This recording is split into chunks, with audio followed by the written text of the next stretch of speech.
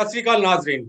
ਅੱਜ ਜਿਸ ਕयामत ਤੋਂ ਜਿਸ ਅਭੂਤਪੂਰਵ ਸੰਕਟ ਤੋਂ ਆਪਾਂ ਸਾਰੇ ਗੁਜ਼ਰ ਰਹੇ ਹਾਂ, ਭਾਰਤ ਗੁਜ਼ਰ ਰਿਹਾ ਹੈ ਜਿਹੜਾ ਕਿ ਦੁਨੀਆ ਦਾ ਦੂਸਰਾ ਸਭ ਤੋਂ ਵੱਡਾ ਆਬਾਦੀ ਵਾਲਾ ਮੁਲਕ ਹੈ, ਉਸ ਤੋਂ ਆਪਾਂ ਸਾਰੇ ਜਾਣੋ ਉਸ ਤੇ ਕੋਈ ਲੰਬੀ ਚੌੜੀ ਭੂਮਿਕਾ ਬਣਨ ਦੀ ਗੱਲ ਜਾਪਦੀ ਨਹੀਂ। ਹਰ ਘਰ ਤਕਰੀਬਨ ਔਰ ਹਰ ਅਦਾਰਾ ਇਸ ਸੰਕਟ ਨਾਲ, ਇਸ ਕयामत ਨਾਲ ਕਿਧਰੇ ਨਾ ਕਿਧਰੇ ਪ੍ਰਭਾਵਿਤ ਹੋਇਆ ਹੈ। ਔਰ ਪਿਛਲੇ ਦਿਨੀ ਆਪਾਂ ਵੀ ਵੇਖ ਰਹੇ ਸੀ ਕਿ ਵੀ ਕਿਸ ਤਰ੍ਹਾਂ ਹੁਕਮਰਾਨਾਂ ਦਾ ਜਿਹੜਾ ਕਿਰਦਾਰ ਰਿਹਾ ਹੈ, ਉਹਨਾਂ ਦਾ ਜਿਹੜਾ ਰਵੱਈਆ ਰਿਹਾ ਹੈ, ਜੋ ਉਹਨਾਂ ਨੇ ਰੋਲ ਅਦਾ ਕੀਤਾ, ਉਹ ਅੱਜ ਅੰਤਰਰਾਸ਼ਟਰੀ ਸੁਰਖੀਆਂ ਬਣਿਆ ਹੋਇਆ, ਅੰਤਰਰਾਸ਼ਟਰੀ ਸੁਰਖੀਆਂ ਦਾ ਕੇਂਦਰ ਵੀ ਬਣਿਆ ਹੋਇਆ ਹੈ। ਉਸ ਦੇ ਇਲਾਵਾ ਇੱਕ ਹੋਰ ਵੀ ਚੀਜ਼ ਹੈ ਜਿਹੜੀ ਬੜੀ ਪ੍ਰਬਲਤਾ ਨਾਲ ਉੱਭਰ ਕੇ ਆਈ ਹੈ, ਔਰ ਉਹ ਹੈ ਮਨੁੱਖਤਾ।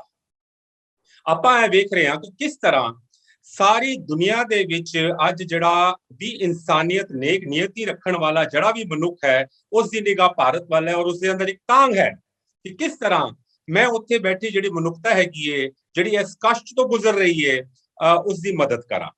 ਲੇਕਿਨ ਕਈ ਜਗ੍ਹਾ ਅਸੀਂ ਇਹ ਵੀ ਦੇਖਦੇ ਹਾਂ ਕਿ ਹਰ ਮਨੁੱਖ ਆਪਣੀ ਸਮਰੱਥਾ ਅਨੁਸਾਰ, ਆਪਣੀ ਸਰੀਰਕ ਸਮਰੱਥਾ ਔਰ ਆਪਣੀ ਜਿਹੜੀ ਉਸਦੀ ਆਰਥਿਕ ਸਮਰੱਥਾ ਅਨੁਸਾਰ ਮਦਦ ਤੇ ਕਰਨਾ ਚਾਹੁੰਦਾ ਹੈ, ਲੇਕਿਨ ਉਸ ਨੂੰ ਕਈ ਵਾਰੀ ਇਹ ਸਮਝ ਨਹੀਂ ਆਉਂਦੀ ਕਿ ਮੈਂ ਕਿਸ ਤਰ੍ਹਾਂ ਮਦਦ ਕਰ ਸਕਦਾ ਵਾਂ ਇਸ ਮਾਹੌਲ ਦੇ ਵਿੱਚ।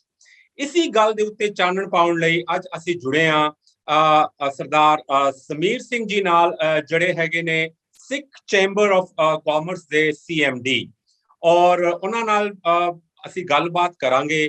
ਫਿਰ ਸਾਡੇ ਨਾਲ ਹੋਰ ਵੀ ਜੁੜੇ ਨੇ ਸ਼੍ਰੀ ਪੰਕਜ ਡੋਵਲ ਜੀ, ਜਿਹੜੇ ਕਿ ਇੱਕ ਉੱਗੇ ਪੱਤਰਕਾਰ ਨੇ, ਸੀਨੀਅਰ ਪੱਤਰਕਾਰ ਹੈਗੇ ਨੇ, ਔਰ ਕਾਰਪੋਰੇਟ ਵਰਲਡ ਨੂੰ ਇਹ ਕਾਫੀ ਅੱਛੀ ਤਰ੍ਹਾਂ ਇਹਨਾਂ ਨੇ ਪਿਛਲੇ 20-25 ਸਾਲਾਂ ਦੇ ਵਿੱਚ ਕਵਰ ਕੀਤਾ ਹੈ। ਪੰਕਜ ਜੀ ਤੇ ਸਮੀਰ ਸਿੰਘ ਜੀ, ਤੁਹਾਡਾ ਬਹੁਤ ਬਹੁਤ ਧੰਨਵਾਦ ਸਾਡੇ ਲਈ, ਸਾਡੇ ਨਾਲ ਇੱਥੇ ਪੰਜਾਬ ਤੱਕ ਤੇ ਜੁੜਨ ਲਈ ਤੁਸੀਂ ਸਮਾਂ ਕੱਢਿਆ। Thank you so much. ਮੇਰਾ ਪਹਿਲਾ ਸਵਾਲ ਜਿਹੜਾ ਹੈਗਾ ਉਹ ਸਰਦਾਰ ਸਮੀਰ ਸਿੰਘ ਜੀ ਕੋਲੋਂ ਹੈ। ਤੁਸੀਂ ਵੈਲਥ ਕ੍ਰੀਏਟਰ ਹੋ, ਐਂਟਰਪ੍ਰੈਨਿਓਰ ਹੋ, ਵਪਾਰੀ ਹੋ। ਅੱਜ ਤੁਸੀਂ ਕਿਸ ਤਰ੍ਹਾਂ ਵੇਖਦੇ ਹੋ ਕਿ ਕਿਸ ਤਰ੍ਹਾਂ ਜਿਹੜਾ ਓਵਰਆਲ ਭਾਰਤੀ ਭਾਵੇਂ ਬਾਹਰ ਬੈਠਾ ਹੈ ਜਾਂ ਕੋਈ ਵੀ ਐਸਾ ਮਨੁੱਖ ਹੈਗਾ ਜਿਸ ਦੇ ਅੰਦਰ ਇਨਸਾਨੀਅਤ ਦਾ ਜਜ਼ਬਾ ਹੈ, ਉਹ ਕਿਸ ਤਰ੍ਹਾਂ ਦੀ ਮਦਦ ਭਾਰਤ ਨੂੰ ਕਰਾਉਣ ਲਈ ਬੇਚੈਨ ਹੈ, ਔਰ ਕਰਨ ਦੀ ਉਹ ਉਸ ਦੇ ਅੰਦਰ ਇੱਕ ਤਾਂਘ ਹੈ, ਔਰ ਕਿਸ ਤਰ੍ਹਾਂ ਦੇ ਐਫਰਟਸ ਕੀਤੇ ਜਾ ਰਹੇ? ਪਰਮੀਤ ਜੀ, ਜਿਹੜਾ ਵੀ ਥੋੜੀ ਜਿਹੀ ਵੀ ਆਪਣੇ ਅੰਦਰ ਇਨਸਾਨੀਅਤ ਰੱਖਦਾ ਹੈ, ਉਹ ਹਰ ਮਨੁੱਖ ਅੱਜ ਭਾਰਤ ਨੂੰ ਕਿਸੇ ਵੀ ਤਰੀਕੇ ਦੀ ਮਦਦ ਦੇਣਾ ਚਾਹੁੰਦਾ ਹੈ। ਕਿਉਂਕਿ ਜਿਸ ਤਰੀਕੇ ਦੀ ਤਰਾਸਦੀ ਹੋ ਰਹੀ ਹੈ, ਜਿਸ ਤਰੀਕੇ ਸੜਕਾਂ ਤੇ ਲੋਕਾਂ ਦੀ ਮੌਤ ਹੋ ਰਹੀ ਹੈ, ਉਹ ਇੰਨਾ ਭਿਆਨਕ ਦ੍ਰਿਸ਼ ਹੈ। ਤੇ ਜਿੰਨੇ ਵੱਡੇ ਪੱਧਰ ਤੇ ਇਹ ਹੋ ਰਿਹਾ, ਉਹ ਕਿਸੇ ਨੂੰ ਵੀ ਜਿਹੜਾ ਹਲਕੀ ਜਿਹੀ ਵੀ ਆਪਣੇ ਅੰਦਰ ਮਨੁੱਖਤਾ ਰੱਖਦਾ ਹੈ, ਇਨਸਾਨੀਅਤ ਰੱਖਦਾ ਹੈ, ਉਹਨੂੰ ਹਿਲਾ ਦੇਗੀ। ਤੇ ਸਾਰੇ ਹਰ ਕੋਈ ਚਾਹੁੰਦੇ ਨੇ ਕਿ ਮੈਂ ਭਾਵੇਂ ਆਪਣੇ ਬੈਂਕ ਵਿੱਚ ਕੁਝ ਰੱਖਾਂ ਨਾ ਰੱਖਾਂ, ਅੱਜ ਮੈਂ 4 ਲੋਕਾਂ ਦੀ ਅਗਰ ਜਾਨ ਬਚਾ ਸਕਾਂ ਤੇ ਮੈਂ ਉਹ ਕਰ ਲਾਂ। ਤੇ ਲੋਕੀ ਕਾਫੀ ਵੱਡੇ ਪੱਧਰ ਤੇ ਅੱਗੇ ਆ ਰਹੇ ਨੇ, ਤੇ ਬਟ ਇਹਦੀ ਥੋੜੀ ਹੋਰ ਵੀ ਲੋੜ ਹੈ ਕਿ ਲੋਕੀ ਇਹਨੂੰ ਹੋਰ ਵਧਾਉਣ। ਤੁਸੀਂ ਆਪਾਂ ਕਲੱਬ ਹਾਊਸ ਚੈਟ ਤੇ ਇਕੱਠੇ ਹੈਗੇ ਸੀ 2 ਕੁ ਦਿਨ ਪਹਿਲਾਂ, ਔਰ ਸਾਡੀ ਚੈਟ ਵੀ ਕਾਫੀ ਲੰਬੀ ਗੱਲਬਾਤ ਵੀ ਹੋਈ। ਤੁਸੀਂ ਦੱਸੋ ਕਿ ਜਦ ਤੁਸੀਂ ਇਸ ਤਰ੍ਹਾਂ ਦੀ ਕਨਵਰਸੇਸ਼ਨਸ ਵਿੱਚ ਇਨਵੋਲਵ ਹੁੰਦੇ ਹੋ, ਡਾਇਸਪੋਰੇ ਨਾਲ ਵੀ ਇਨਵੋਲਵ ਹੁੰਦੇ ਹੋ, ਬੜੇ ਵੱਡੇ ਡਾਕਟਰਾਂ ਨਾਲ ਤੁਹਾਡੀ ਗੱਲਬਾਤ ਹੋ ਰਹੀ ਸੀ, ਔਰ ਬੜੇ ਤੁਹਾਡੇ ਵਰਗੇ ਜਿਹੜੇ ਐਂਟਰਪ੍ਰੈਨਿਓਰਸ ਨੇ ਉਹਨਾਂ ਨਾਲ ਗੱਲਬਾਤ ਹੋ ਰਹੀ ਸੀ, ਉਹ ਕਿਸ ਤਰ੍ਹਾਂ ਦੀ ਐਫਰਟਸ ਨੇ, ਉਹਨਾਂ ਨੂੰ ਉਸ ਨੂੰ ਸ਼ੇਪ ਦੇਣਾ ਚਾਹੁੰਦੇ ਨੇ ਤਾਂ ਜੋ ਮਦਦ ਜਿਹੜੀ ਹੈਗੀ ਹੈ ਉਹ ਲਾਸਟ ਮਾਈਲ ਤੱਕ ਪਹੁੰਚੇ? ਐਕਚੁਅਲੀ ਜਿਹੜਾ ਸਾਡਾ ਡਾਇਸਪੋਰਾ ਹੈਗਾ, ਉਹ ਸਾਡੇ ਵੱਲ ਵੇਖ ਰਿਹਾ ਕਿ ਤੁਸੀਂ ਦੱਸੋ ਅਸੀਂ ਕੀ ਕਰੀਏ, ਕਿਉਂਕਿ ਉਹਨਾਂ ਨੂੰ ਤੇ ਇਕੱਲੀ ਸਿਰਫ ਜਿਹੜੀ ਹੈ ਟੈਲੀਵਿਜ਼ਨ ਰਿਪੋਰਟਸ ਆ ਰਹੀਆਂ ਨੇ, ਲੇਕਿਨ ਗਰਾਊਂਡ ਲੈਵਲ ਤੇ ਲੋੜ ਕਿਸ ਚੀਜ਼ ਦੀ ਹੈ ਉਹਨਾਂ ਨੂੰ ਬਹੁਤ ਜ਼ਿਆਦਾ ਇਸ ਬਾਰੇ ਇਨਫੋਰਮੇਸ਼ਨ ਨਹੀਂ ਹੈ। ਆਕਸੀਜਨ ਕਨਸੈਂਟਰੇਟਰਸ ਦੀ ਕਾਫੀ ਗੱਲ ਵਧੀ, ਕਿਉਂਕਿ ਲੋਕਾਂ ਨੂੰ ਪਤਾ ਲੱਗਿਆ ਕਿ ਵੀ ਆਕਸੀਜਨ ਨਾ ਹੋਣ ਕਰਕੇ ਲੋਕੀ ਮਰ ਰਹੇ ਨੇ। ਉੱਥੋਂ ਆਕਸੀਜਨ ਸਿਲੰਡਰਸ, ਫਿਰ ਆਕਸੀਜਨ, ਲੇਕਿਨ ਉਹ ਵੀ ਦੇਖਿਆ ਗਿਆ ਕਿ ਆਕਸੀਜਨ ਆਈ ਨਹੀਂ ਰਹੀ ਤੇ ਤੁਸੀਂ ਸਿਲੰਡਰ ਕਿੱਦਾਂ ਭਰਵਾ ਲਓਗੇ। ਫਿਰ ਉੱਥੋਂ ਆਕਸੀਜਨ ਕਨਸੈਂਟਰੇਟਰਸ ਦੀ ਗੱਲ ਆਈ, ਕਿਉਂਕਿ ਉਹ ਡਬਲ ਕੰਮ ਕਰਦਾ ਹੈ। ਇੱਕ ਤੇ ਉਹ ਆਕਸੀਜਨ ਪ੍ਰੋਵਾਈਡ ਕਰਦਾ ਹੈ, ਲੇਕਿਨ ਜਿਹੜੇ ਕ੍ਰਿਟੀਕਲ ਮਰੀਜ਼ ਨੇ, ਜਿਹੜੇ ਕੋਵਿਡ ਤੋਂ ਇਫੈਕਟਡ ਨੇ, ਉਹਨਾਂ ਨੂੰ ਆਕਸੀਜਨ ਕਨਸੈਂਟਰੇਟਰ ਜਿਹੜੀ ਹੈ ਉਹ ਹੈਲਪ ਕਰਦਾ ਹੈ ਰਿਕਵਰੀ ਵਿੱਚ। ਅੱਛਾ। ਸੋ ਆਕਸੀਜਨ ਕਨਸੈਂਟਰੇਟਰਸ ਦਾ ਇਸ ਕਰਕੇ ਇੱਕ ਬਹੁਤ ਵੱਡੀ ਮੁਹਿੰਮ ਛਿੜੀ ਗਈ, ਲੋਕਾਂ ਨੇ ਜਿੱਥੋਂ ਆਕਸੀਜਨ ਕਨਸੈਂਟਰੇਟਰਸ ਉਹਨਾਂ ਨੂੰ ਲੱਭੇ, ਜਿੰਨੇ ਲੱਭੇ ਉਹਨਾਂ ਨੇ ਇਮੀਡੀਏਟਲੀ ਖਰੀਦ ਕੇ ਉਹ ਸ਼ਿਪ ਕਰਵਾਏ ਨੇ। प्रोडक्शन वर्ल्ड वाइड है समीर सिंह जी की एनी प्रोडक्शन है जो इस पद्धर ਦੇ ਉੱਤੇ ਕੰਮ ਆ ਸਕੇ ਜਿਸ ਤਰ੍ਹਾਂ ਦੀ ਆਬਾਦੀ ਹੁਣ ਜਿਹੜੀ ਇੰਪੈਕਟਡ ਹੋਈ ਹੈ? ਨਹੀਂ ਜੀ, ਇਹਦੀ ਬੜੀ ਲਿਮਿਟਿਡ ਕੰਟਰੀਜ਼ ਵਿੱਚ ਪ੍ਰੋਡਕਸ਼ਨ ਹੈਗੀ, ਲੇਕਿਨ ਚਾਈਨਾ ਹੋ ਗਿਆ, ਇਟਲੀ, ਜਰਮਨੀ, ਟਰਕੀ, ਵਿਅਤਨਾਮ, ਇਹ ਕੁਝ ਕੰਟਰੀਜ਼ ਨੇ ਜਿਨ੍ਹਾਂ ਦੇ ਬਾਰੇ ਸਾਨੂੰ ਅਜੇ ਤੱਕ ਪਤਾ ਲੱਗਿਆ ਕਿ ਇੱਥੇ ਇੱਕ ਕੁਆਲਿਟੀ ਪ੍ਰੋਡਕਟ ਸਾਨੂੰ ਮਿਲ ਸਕਦਾ ਹੈ। ਤਾਈਵਾਨ ਹੋ ਗਿਆ, ਜਾਪਾਨ ਵੀ ਹੋ ਗਿਆ, ਲੇਕਿਨ ਜਿਹੜਾ ਸਾਡੇ ਡਾਇਸਪੋਰਾ ਨੇ, ਜਿਹੜੇ ਬਾਹਰ ਪ੍ਰਵਾਸੀ ਭਾਰਤੀਆਂ ਨੇ, ਉਹਨਾਂ ਨੇ ਇਹਨੂੰ ਇਸ ਤਰੀਕੇ ਲਿਆ ਕਿ ਜਿੱਥੋਂ ਵੀ ਸਾਨੂੰ ਭਾਵੇਂ ਇੱਕ ਪੀਸ ਮਿਲਦਾ ਹੈ ਉਹ ਲੈ ਲਓ, 2 ਪੀਸ ਮਿਲਦੇ ਨੇ ਉਹ ਲੈ ਲਓ, ਕਿਉਂਕਿ ਹਰ ਕੰਟਰੀ ਵਿੱਚ ਸ਼ਿਪ ਤੇ ਹੋਇਆ ਪਿਆ ਮੈਡੀਕਲ ਰਿਕੁਆਇਰਮੈਂਟ ਵਾਸਤੇ, ਤੇ ਉਹਨਾਂ ਨੇ ਇਸ ਤਰੀਕੇ ਇਹਨੂੰ ਕਲੈਕਟਿਵਲੀ ਖਰੀਦ ਕੇ ਉਹਨੂੰ ਸ਼ਿਪ ਕੀਤਾ।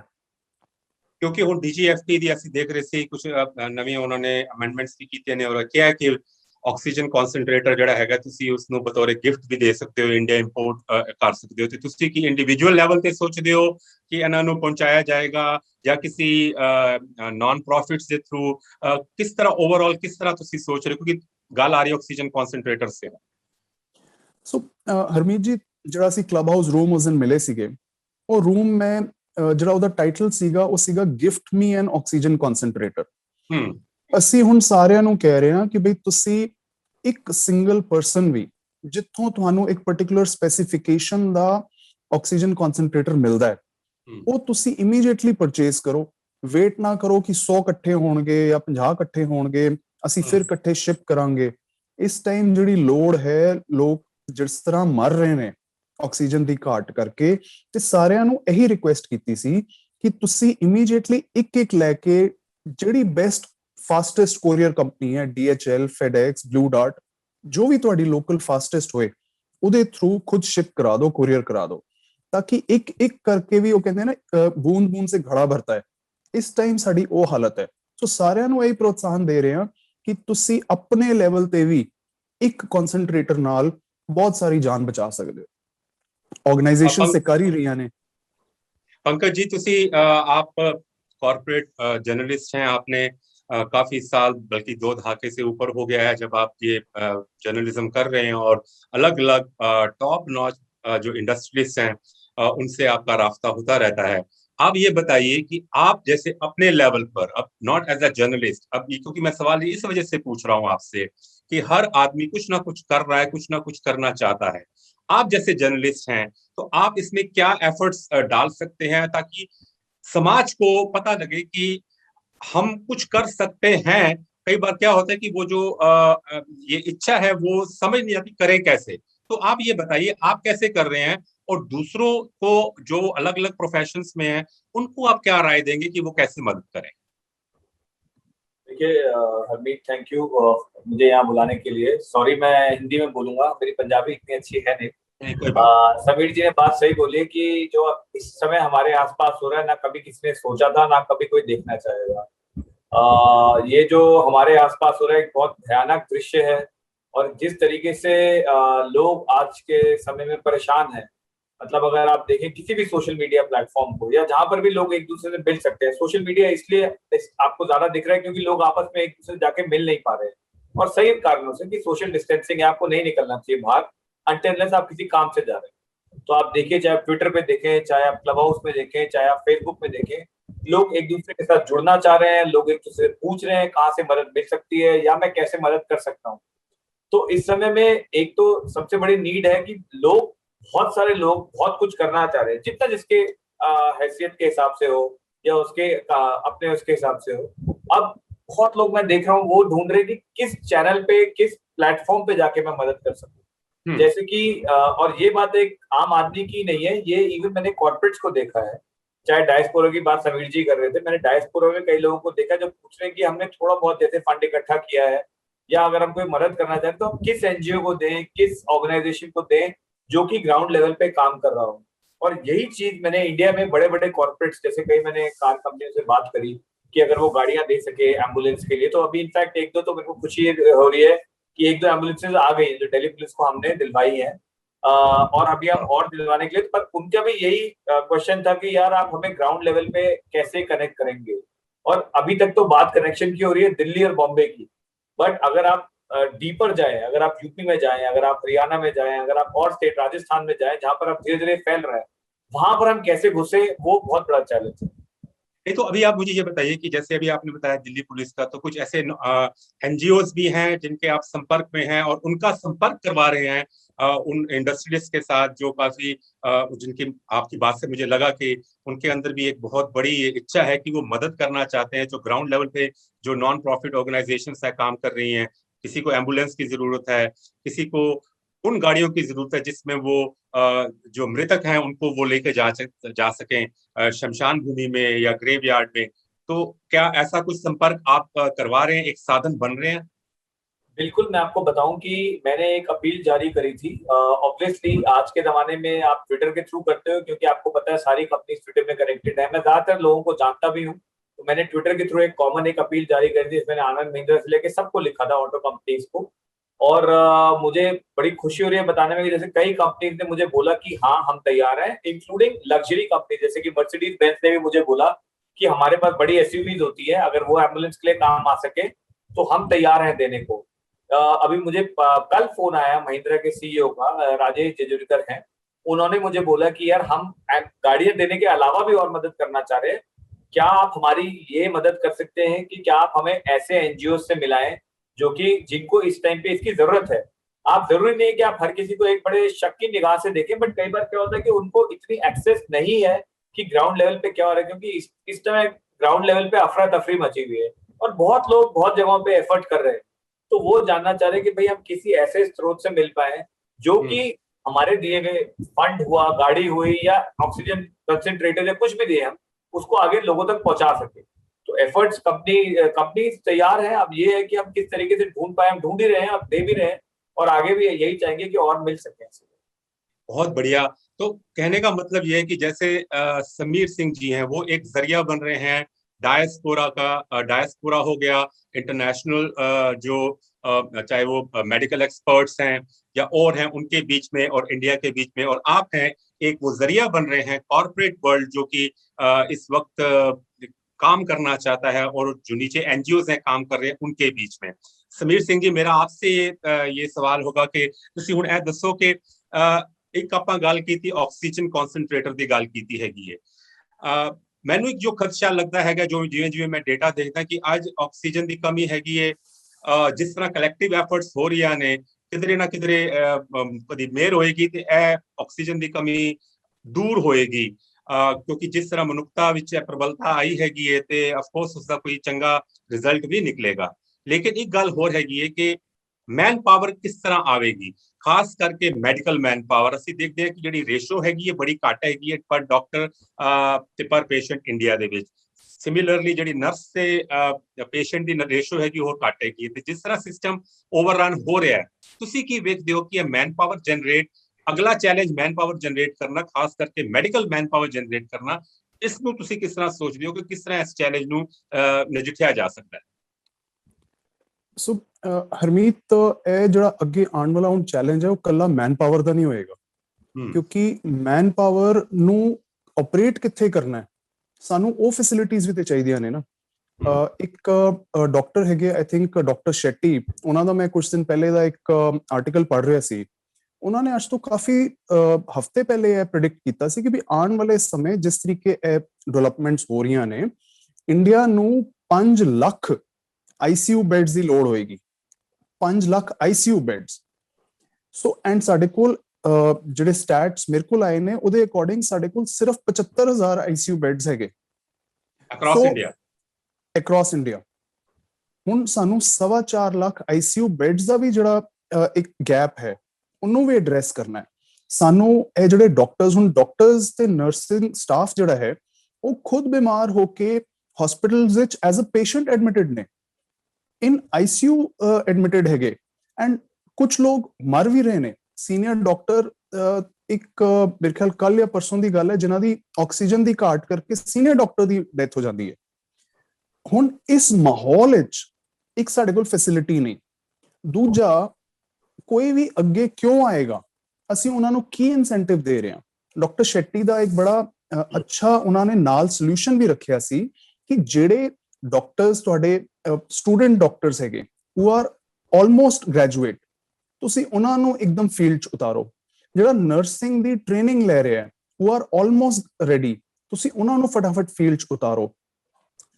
ਲੇਕਿਨ ਉਹਦੇ ਨਾਲ ਨਾਲ ਸਾਨੂੰ ਉਹਨਾਂ ਨੂੰ ਅਸੀਂ ਕੀ ਇਨਸੈਂਟਿਵ ਦੇ ਰਹੇ ਹਾਂ, ਕਿਉਂਕਿ ਕਿਉਂ ਕੋਈ ਆਪਣੀ ਜਾਨ ਜਿਹੜੀ ਹੈ ਉਹ ਰਿਸਕ ਵਿੱਚ ਲਏਗਾ, ਕਿਉਂਕਿ ਅਗਰ ਉਹਨਾਂ ਨੂੰ ਪਤਾ ਪਿੱਛੇ ਸਪੋਰਟ ਨਹੀਂ ਹੈ ਮੇਰੇ,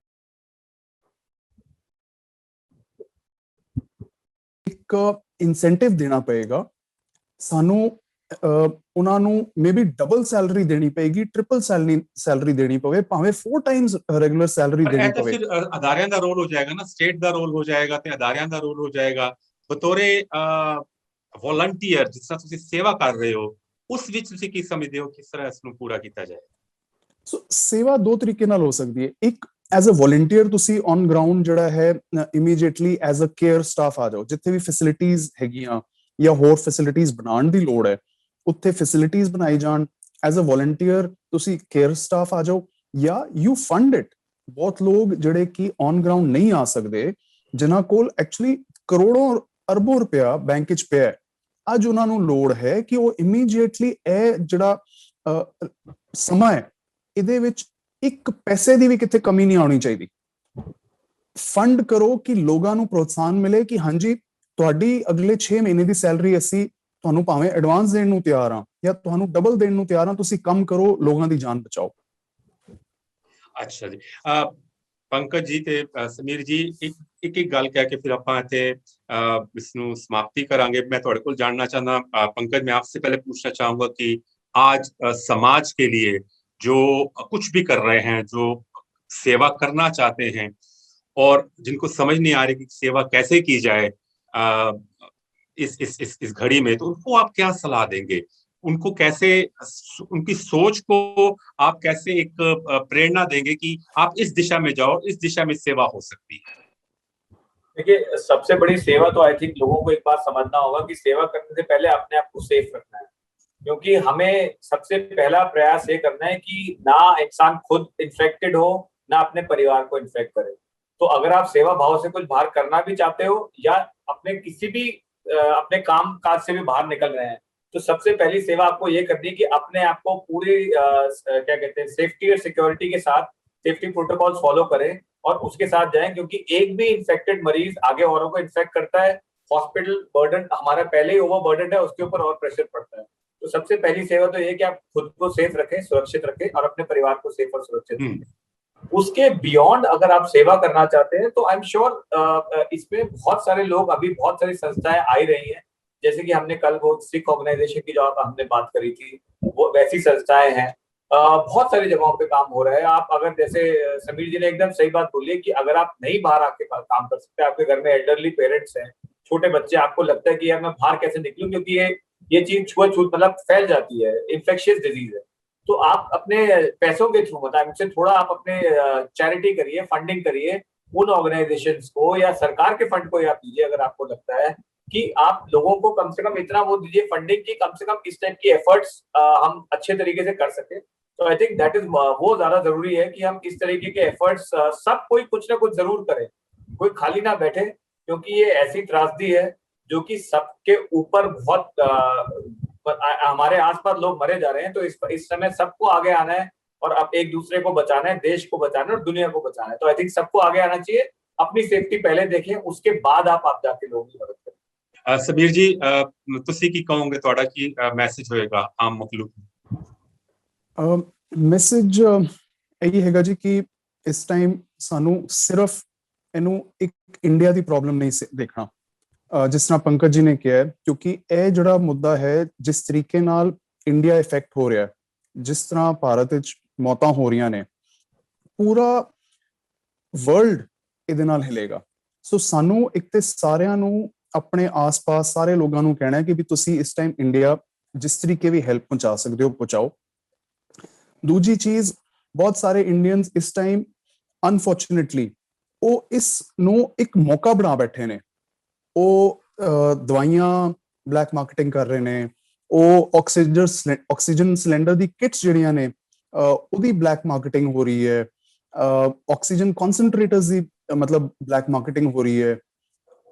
ਤੁਹਾਨੂੰ ਸਾਰਿਆਂ ਨੂੰ ਰੱਬ ਦਾ ਵਾਸਤਾ ਹੈ, ਤੁਸੀਂ ਇਸ ਮੌਕੇ ਨੂੰ ਇਨਸਾਨੀਅਤ ਦੇ ਸੇਵਾ ਵਾਸਤੇ ਲਓ। ਤੁਸੀਂ ਦੇਖ ਰਹੇ ਹੋ ਕਿੰਨੇ ਸਾਰੇ ਲੋਕ ਸਾਰੀ ਦੁਨੀਆ ਤੋਂ ਚੀਜ਼ਾਂ ਫ੍ਰੀ ਇੱਥੇ ਭੇਜ ਰਹੇ ਨੇ, ਤੇ ਇਹੋ ਜਿਹੇ ਵੀ ਲੋਕ ਹੈਗੇ ਜਿਹੜੇ ਕਿ ਨਾ ਕੇਵਲ ਇਹ ਕੰਮ ਕਰ ਰਹੇ ਨੇ, ਇਹੋ ਜਿਹੇ ਵੀ ਕੇਸਿਸ ਆਏ ਨੇ ਕਿ ਜਿਹੜੇ ਕਿ ਆਕਸੀਜਨ ਸਿਲੰਡਰ ਜਾਂ ਕਨਸੈਂਟਰੇਟਰ ਜਾਂ ਕੋਈ ਇੰਪੋਰਟੈਂਟ ਮੈਡੀਸਨ ਦੇ ਪੈਸੇ ਐਡਵਾਂਸ ਲੈ ਕੇ ਗਾਇਬ ਹੋ ਗਏ। ਸੋ ਸਾਨੂੰ ਸਾਰਿਆਂ ਨੂੰ ਇਨਸਾਨ ਬਣਨ ਦੀ ਲੋੜ ਹੈ।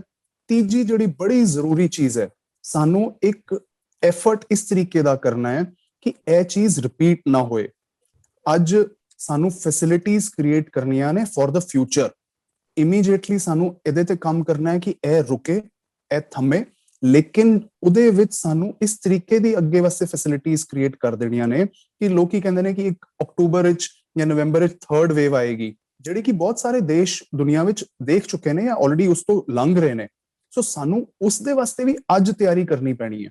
ਸੋ ਆਪਣਾ ਪੈਸਾ ਇਸ ਤਰੀਕੇ ਲਾਓ, ਆਪਣਾ ਐਫਰਟ ਇਸ ਤਰੀਕੇ ਲਾਓ ਕਿ ਇਹ ਚੀਜ਼ ਅੱਜ ਦੀ ਵੀ ਥੰਮੇ ਤੇ ਅੱਗੇ ਵਾਸਤੇ ਅਸੀਂ ਤਿਆਰ ਹੋ ਜਾਈਏ ਕਿ ਇੱਕ ਵੀ ਹੋਰ ਇਸ ਤਰ੍ਹਾਂ ਕਿਸੇ ਨੂੰ ਵੀ ਮਰਨਾ ਨਾ ਪਵੇ। ਅੱਗੇ ਵਾਸਤੇ ਤਿਆਰੀ ਰੱਖੀਏ, we should be ahead of the curve। Sameer Singh ji ਤੁਸੀਂ ਸਾਡੇ ਨਾਲ जुड़े, पंकज डोवल जी आप हमसे जुड़े, आपका बहुत बहुत धन्यवाद। और हम यही प्रार्थना करते हैं कि जो आप एफर्ट्स कर रहे हैं वो जो है वो सक्सेसफुल हों। आपका एक बार फिर हमारे साथ जुड़ने के लिए, टाइम देने के लिए और लोगों को इंस्पायर करने के लिए बहुत बहुत धन्यवाद। सत श्री अकाल। सत श्री अकाल जी, थैंक यू।